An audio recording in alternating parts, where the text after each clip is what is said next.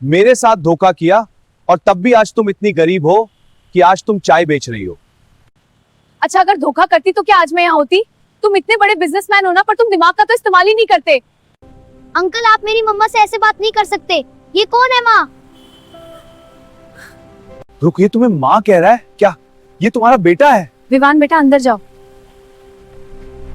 मुंबई की उस चमचमाती शाम में जब अरबों की कंपनियों का मालिक और देश के सबसे प्रभावशाली उद्योगपतियों में गिने जाने वाला आदित्य राज सिंह अपनी काली लग्जरी कार की पिछली सीट पर बैठा था, तब उसके चेहरे पर वही ठंडा आत्मविश्वास और हल्का सा घमंड तैर रहा था जो सालों की सफलता और ताकत इंसान के भीतर पैदा कर देती है। शहर की रोशनी कांच की इमारतों से टकराकर जैसे उसकी जीत का जश्न मना रही थी। उसकी कंपनी के दफ्तर शहर के सबसे महंगे इलाके में थे। उसकी मीटिंग्स में मंत्री और बड़े अधिकारी बैठते थे और मीडिया उसे स्टील किंग कहकर पुकारती थी। लेकिन उस आदमी के भीतर कहीं बहुत गहराई में एक ऐसा खालीपन था जिसे उसने कभी स्वीकार नहीं किया था। पैसा था, शोहरत थी, ताकत थी, लेकिन रिश्तों की गर्माहट उससे बहुत दूर जा चुकी थी। बरसों पहले उसने अपने जीवन से कुछ लोगों को ऐसे निकाल दिया था जैसे कोई अनचाही फाइल कूड़ेदान में फेंक देता है। और उन लोगों में सबसे बड़ा नाम था उसकी पूर्व पत्नी किरण। उस दिन उसकी कार जैसे ही भीड़भाड़ वाले दादर इलाके से गुजर रही थी, ट्रैफिक अचानक रुक गया। ड्राइवर ने धीमे से कहा, सर, थोड़ा जाम है। आदित्य ने खिड़की के बाहर देखा और पहली बार उसकी नज़र सड़क किनारे लगी छोटी सी ठेलियों पर पड़ी। वहां मजदूर, रिक्शे वाले और फुटपाथ के लोग चाय पी रहे थे। उसी भीड़ में एक छोटी सी चाय की गुमटी थी जहां एक औरत धीमे धीमे चाय बना रही थी। उसकी साड़ी फीकी थी, बाल हल्के सफ़ेद और चेहरे पर संघर्ष की गहरी लकीरें थीं। आदित्य की नज़र उस पर यूं ही पड़ी थी, लेकिन अगले ही पल उसका दिल जैसे अचानक रुक गया। वो चेहरा, वो कोई अनजान चेहरा नहीं था, वो किरण थी। वही किरण जिसे उसने 12 साल पहले अपने घर से निकाल दिया था। वही किरण जो कभी उसकी पत्नी थी, जो उसके साथ उसी आलीशान बंगले में रहती थी जहां आज करोड़ों की पार्टियां होती थीं। उस पल समय जैसे जम गया। आदित्य के भीतर एक अजीब सी हलचल हुई जिसे वो समझ नहीं पाया। उसने ड्राइवर से कहा, गाड़ी रोको। ड्राइवर हैरान था क्योंकि आदित्य कभी इस तरह अचानक सड़क पर नहीं उतरता था, लेकिन उसने आदेश मान लिया। धीरे धीरे आदित्य उस चाय की गुमटी की तरफ बढ़ा। किरण उस समय ग्राहक को चाय दे रही थी। उसने ऊपर देखा और उसकी नज़र आदित्य से मिली। दोनों की आंखों में एक पल के लिए अतीत की सारी यादें चमक उठीं, लेकिन किरण के चेहरे पर कोई घबराहट या शिकायत नहीं थी। उसने बस उतनी ही शांति से अगली केतली चढ़ाई जैसे सामने खड़ा आदमी उसके लिए बस एक साधारण ग्राहक हो। आदित्य ने ठंडे स्वर में कहा, तो आखिर तुम यहाँ पहुँच ही गई। उसके शब्दों में हल्का सा व्यंग्य था। किरण ने उसे देखा और बस इतना कहा, जिंदगी इंसान को जहां ले आए वही उसका सच बन जाता है। उसकी आवाज में न गुस्सा था न कमजोरी। आदित्य को लगा जैसे किसी ने उसके अहंकार पर हल्की चोट कर दी हो। उसने कहा, अगर चाहो तो मैं मदद कर सकता हूँ। किरण ने हल्की मुस्कान के साथ जवाब दिया, मदद की जरूरत तब होती है जब इंसान अपनी इज्जत खो दे। मैंने गरीबी देखी है लेकिन इज्जत नहीं खोई। उसके शब्द सीधे आदित्य के दिल में उतर गए। वो कुछ पल चुप रहा। तभी उसकी नज़र पास खड़े एक छोटे लड़के पर पड़ी जो ग्राहकों को चाय के गिलास दे रहा था। वो करीब 10-11 साल का था और उसकी आंखों में अजीब सी चमक थी।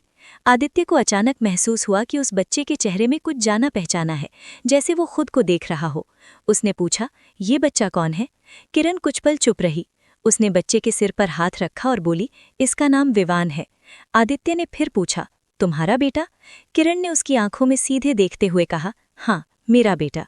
फिर वो थोड़ा रुकी और धीमे स्वर में बोली, और तुम्हारा भी। उस एक वाक्य ने आदित्य की पूरी दुनिया हिला दी। उसका चेहरा सफ़ेद पड़ गया। उसे लगा जैसे उसके पैरों के नीचे की ज़मीन खिसक गई हो। उसने बच्चे की ओर देखा, वो सचमुच उससे मिलता जुलता था। उसके मन में हज़ारों सवाल एक साथ उठ खड़े हुए। 12 साल पहले जब उसने किरण को घर से निकाला था, तब उसे ये भी नहीं पता था कि वो माँ बनने वाली थी। उसने उस रात सिर्फ अपने गुस्से और शक में आकर फैसला किया था। आज सामने खड़ा वो बच्चा उसके अपने खून का हिस्सा था। उस पल पहली बार आदित्य को महसूस हुआ कि उसकी अरबों की दौलत भी उस खालीपन को नहीं भर सकती जो उसने अपने ही फैसलों से पैदा किया था। उसके भीतर एक सवाल उठने लगा, क्या उसने सिर्फ अपनी पत्नी को नहीं बल्कि अपने बेटे को भी खो दिया था? और अगर ऐसा है तो वो कौन सा सच था जिसने उसे अपनी ही जिंदगी से दूर कर दिया, और क्या उस सच के पीछे किसी की साजिश छिपी थी? आदित्य राज सिंह उस क्षण वहीं सड़क के किनारे खड़ा रह गया, जैसे समय ने उसके चारों ओर एक अदृश्य घेरा बना दिया हो और दुनिया अचानक धीमी हो गई हो। उसकी नज़र उस छोटे बच्चे विवान पर टिक गई थी, जो अब भी मासूमियत से ग्राहकों को चाय के गिलास दे रहा था, और उसे इस बात का कोई अंदाज़ा नहीं था कि उसके सामने खड़ा वो आदमी उसकी ज़िंदगी का सबसे बड़ा सच है। आदित्य के भीतर जैसे वर्षों से जमी हुई कठोरता में एक दरार पड़ गई थी। उसे याद आया कि 12 साल पहले की वो रात कैसी थी, जब उसके जीवन में सब कुछ टूट गया था। लेकिन उस टूटने की असली वजह उसने कभी समझने की कोशिश नहीं की थी। उस समय उसका अहंकार, उसका गुस्सा और उसके आसपास के लोगों की बातों ने उसे इतना अंधा कर दिया था कि उसने बिना सच जाने ही अपने जीवन का सबसे बड़ा फैसला कर लिया था। किरण ने उस रात बार बार समझाने की कोशिश की थी कि वो निर्दोष है, कि उस पर लगाया गया आरोप झूठा है, लेकिन आदित्य ने कुछ भी सुनने से इनकार कर दिया था, क्योंकि उसके सबसे भरोसेमंद आदमी और उसके छोटे भाई समान दोस्त विनीत ने उसे ये विश्वास दिला दिया था कि किरण ने उसके बिजनेस के कुछ गुप्त दस्तावेज चोरी करके प्रतिद्वंदी कंपनी को दे दिए हैं। वो आरोप इतना गंभीर था कि आदित्य का विश्वास एक झटके में टूट गया था। उसे लगा था कि जिस औरत से उसने प्यार किया था वही उसके खिलाफ साजिश कर रही है, और उसी गुस्से में उसने उसे घर से निकाल दिया था। लेकिन उस रात की सच्चाई आज भी उसके भीतर कहीं धुंधली सी थी, क्योंकि उसने कभी पीछे मुड़कर देखने की हिम्मत ही नहीं की थी। आज जब वो सड़क पर खड़ा अपनी ही पत्नी को चाय बेचते देख रहा था और अपने ही बेटे के बारे में जान रहा था, तो उसे पहली बार महसूस हुआ कि शायद वो कहानी पूरी नहीं थी जो उसने 12 साल पहले मान ली थी। उसके भीतर एक अजीब सी बेचैनी उठी। उसने धीरे से कहा, तुमने मुझे कभी बताया क्यों नहीं? उसकी आवाज़ में पहली बार अहंकार नहीं, बल्कि एक सच्चा सवाल था। किरण ने उसकी तरफ देखा और हल्के से मुस्कुराई। वो मुस्कान दर्द से भरी थी, लेकिन उसमें शिकायत का भार नहीं था। उसने कहा, जब इंसान विश्वास खो देता है तो सच बताने का कोई मतलब नहीं रह जाता। उसके शब्द सरल थे, लेकिन उनमें वर्षों का अनुभव छिपा था। आदित्य ने महसूस किया कि वो जवाब उसके भीतर कहीं गहराई तक उतर गया है। उसने फिर पूछा, और ये बच्चा, तुमने इसे अकेले पाला? किरण ने सिर हिलाया। उसकी आंखों में एक पल के लिए वो लंबा संघर्ष चमक गया जिसे उसने चुपचाप झेला था। उसने कहा, हाँ, क्योंकि उस समय मेरे पास और कोई रास्ता नहीं था। उसके शब्दों में कोई नाटक नहीं था, बस एक सच्चाई थी जो धीरे धीरे सामने आ रही थी। आदित्य को अचानक अपने भीतर एक भारी बोझ महसूस हुआ। उसे लगा जैसे वो पहली बार समझ रहा है कि उसके फैसले ने सिर्फ किरण को नहीं, बल्कि इस बच्चे को भी उसकी जिंदगी से दूर कर दिया था।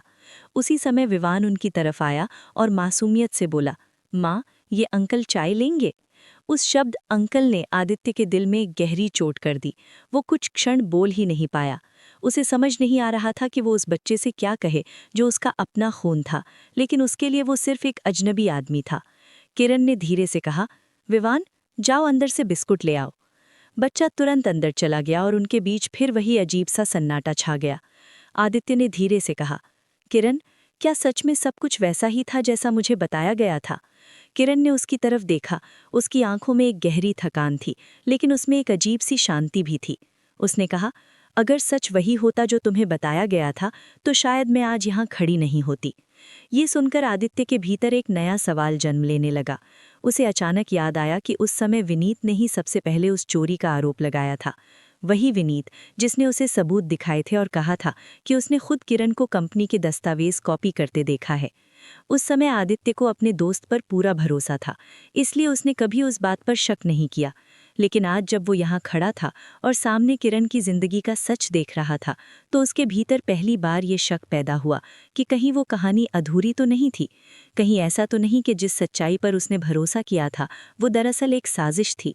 और अगर ऐसा है तो उस साजिश के पीछे कौन था और क्यों? उसके दिमाग में अचानक पिछले 12 सालों की घटनाएं घूमने लगीं।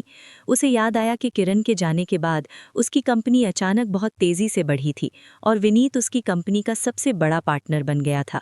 उसे याद आया कि कई बार कुछ फैसले ऐसे हुए थे जिन पर उसने ज़्यादा ध्यान नहीं दिया था, क्योंकि उसे अपने दोस्त पर भरोसा था। लेकिन आज जब वो अतीत की उन घटनाओं को जोड़ने की कोशिश कर रहा था, तो उसे लग रहा था कि कहीं कुछ ऐसा था जिसे उसने कभी समझने की कोशिश ही नहीं की थी। उसी समय विवान वापस आया और उसने मासूमियत से आदित्य की तरफ चाय का गिलास बढ़ाया। आदित्य ने उस गिलास को हाथ में लिया और पहली बार उस बच्चे की आंखों में सीधे देखा।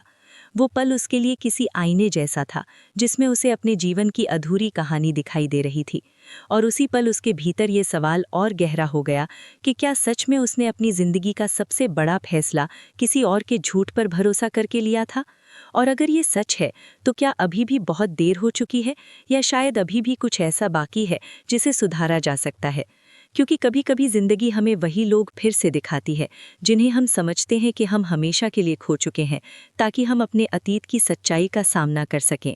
आदित्य उस रात अपने विशाल समुद्र किनारे वाले बंगले में लौट आया था, लेकिन उस आलीशान घर की हर चीज उसे आज अजीब तरह से खाली लग रही थी, जैसे उस घर की दीवारें भी उससे कोई सवाल पूछ रही हों। वो अपने कमरे की खिड़की के सामने खड़ा समुद्र की तरफ देख रहा था, लेकिन उसकी आंखों के सामने बार बार वही दृश्य आ रहा था। सड़क किनारे खड़ी किरण, उसका थका हुआ चेहरा और छोटा सा विवान जो उसे अंकल कहकर चाय दे रहा था। उस एक शब्द ने उसके भीतर एक गहरी खाई खोल दी थी, क्योंकि पहली बार उसे महसूस हुआ था कि वो अपने ही बेटे के लिए एक अजनबी बन चुका है, और उस एहसास ने उसके भीतर वर्षों से जमा कठोरता को हिला कर रख दिया था। रात के सन्नाटे में उसे बार बार 12 साल पुरानी घटनाएं याद आने लगी।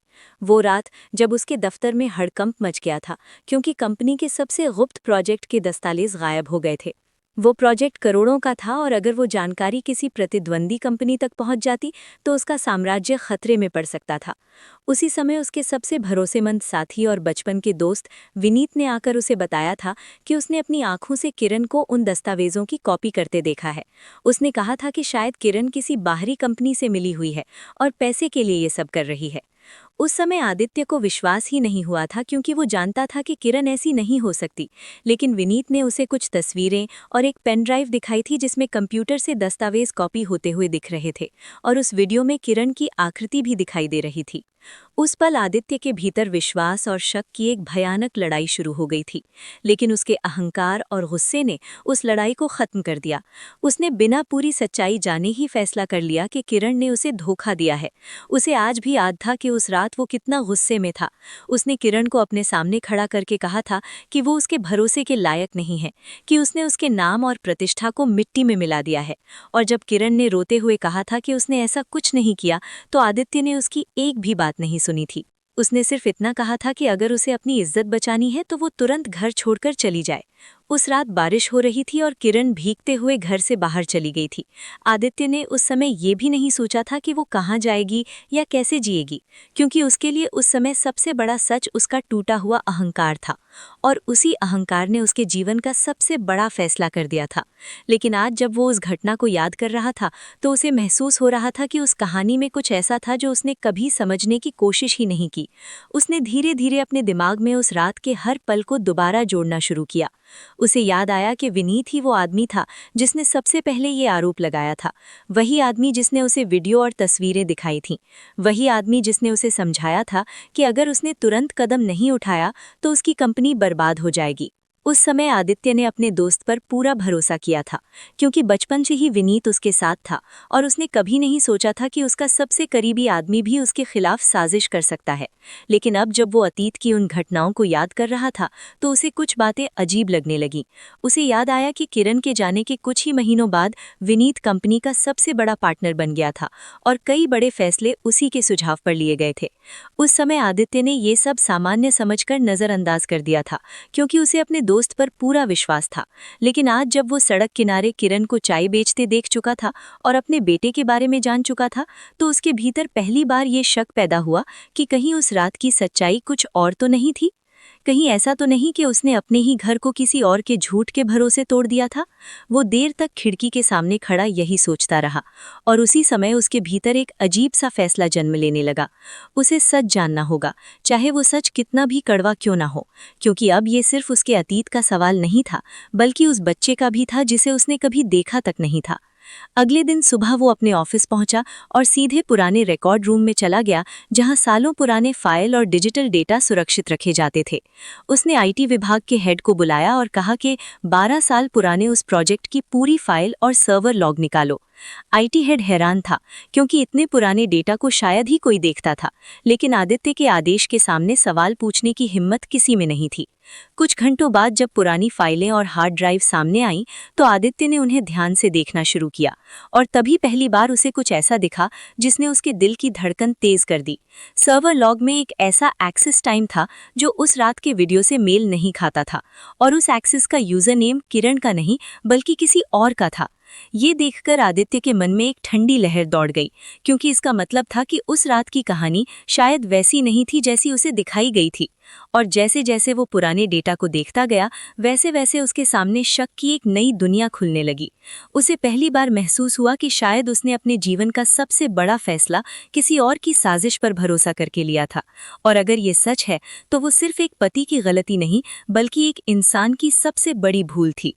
उस पल उसे पहली बार ये एहसास हुआ कि सच्चाई की खोज अभी शुरू हुई है, और शायद वो खोज उसे उस रास्ते तक ले जाएगी जहां उसके अतीत का असली चेहरा उसका इंतजार कर रहा है।